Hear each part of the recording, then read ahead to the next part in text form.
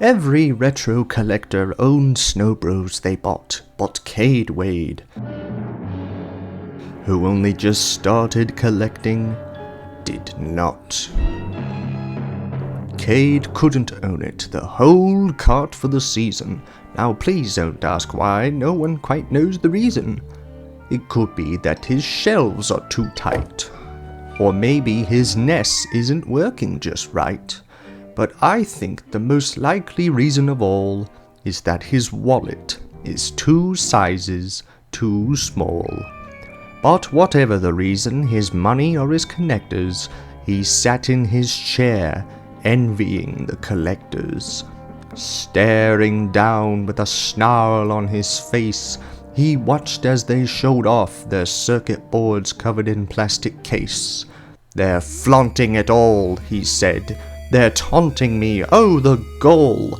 Why, for 5 years being on this site, I've put up with this crap with all my might. The holidays are approaching all poppy. I must find a way to get a hold of a copy. But how?" Then he got an idea. An awful idea. Kade Wade got a wonderful, awful idea. "I know just what to do," he said with a feat. Then he ran over and typed away in his seat.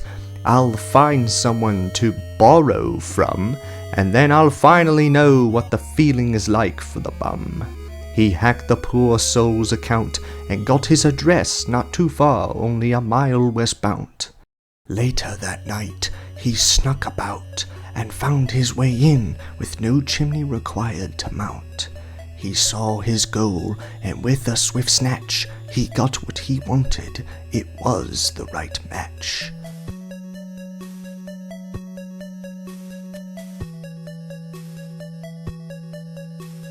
After he came home with his hands stained with crime. "Alright, buddy, knock it off with the rhymes."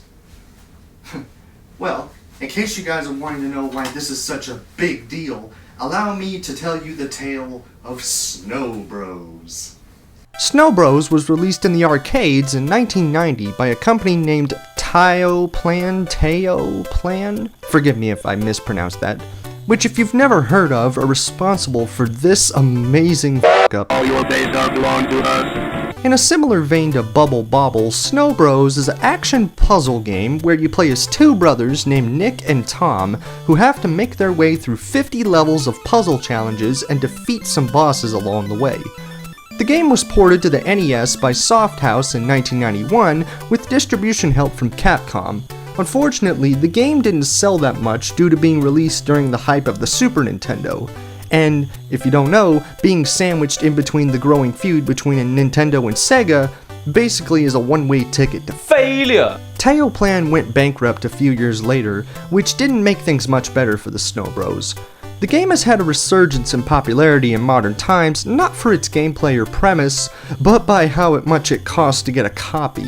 According to Pricechart.com, a loose copy can reach upwards to $200, and a graded copy can reach, holy frick. Oh! Yeah. Snow Bros is one of the most sought after NES games, but if you can somehow get a hold of one, or by other methods, yarr, it's a real treat to play. The NES version has a unique story made specifically for this release. King Scorch wants to take over the world. But the armies of Whiteland, led by the princes, Nick and Tom, always foil his plans.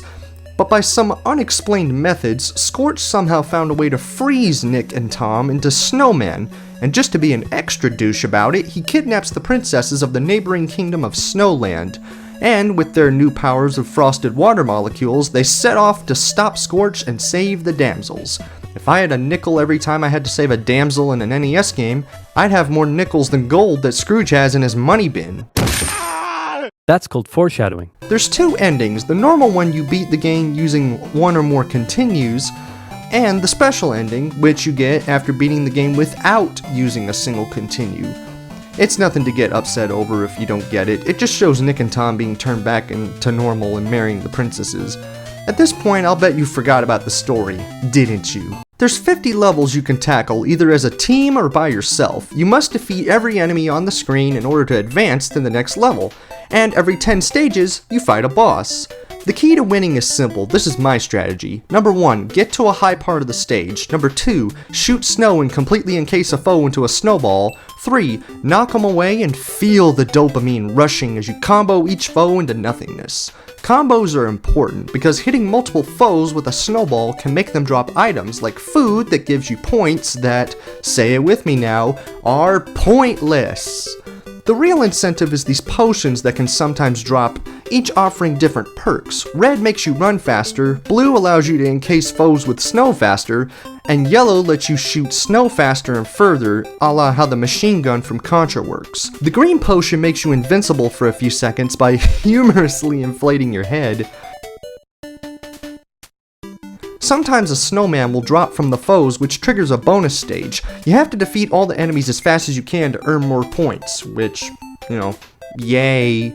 If you take too long to beat a level, this Sam Hain looking weirdo spawns to attack you, so you better chop chop! Now you have 3 lives and 9 continues, not a bad package, but there are ways to get more lives, either by getting these letters by beating enemies in the bonus round, or playing these slot machines every 10 stages. Whenever you spell the word snow, you get an extra life. The slots also have just straight up lives on them, so practice timing and you should be fine. Now, I happen to know the Mario 2 cherry trick, so I should be fine. I'm fucking! Everything can go die!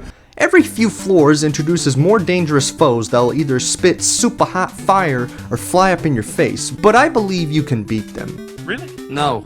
If you want to get to the end faster, let me show you a secret. There's these 2 warp zones that when touched take you to a special slot machine that gives you a chance to skip up to 6 floors.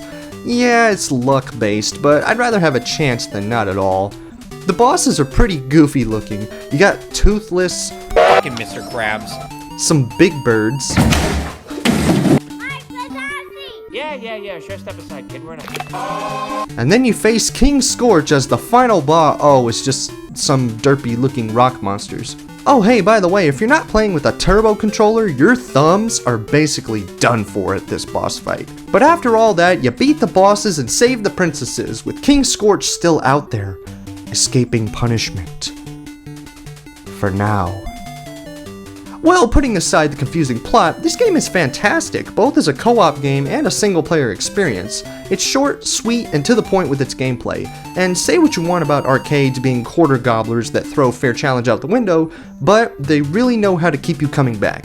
And this game runs with that and wins marathons. Now personally, I don't think it's worth but if you somehow find a way to have it, play it and see if you feel the same way I do. I apologize if this was a bit short, but it is a pretty simple game. It's like a hot chocolate by the fire. It ain't much, but it makes you feel good when you got it. It's definitely a nice game to play during the holidays. Which is what I'm going to do right now! And with that all said and done, he slumped to his NES and shoved it in to turn on. But the light just blinked and blinked and blinked some more. Kade was confuzzled and his brain was sore. He blowed and jiggled and banged it so profound, until he took the card out and turned it around. His eyes grew wide as he saw there a clue. A repo copy, he shouted. How could this be true? He wasted his time all for a fake, and Kade just stood there like a stale old cake. He puzzled and puzzled until his puzzle was sore. Then Kade thought of something he hadn't before. Maybe wanting, he thought, doesn't make one adore. Maybe giving, he thought, means a whole lot more. And with that he took the cart and some of his own packs, and came back to the poor sap that he stole from his racks. He woke him up and gave like the great Klaus, but then the man shouted, "What are you doing in my house?" "Oh, I was just returning this, and I wanted to give you some games as an apology." "Police! Police! Wait! You like blowing in cartridges, huh? You gonna be feeling holly jolly, boy.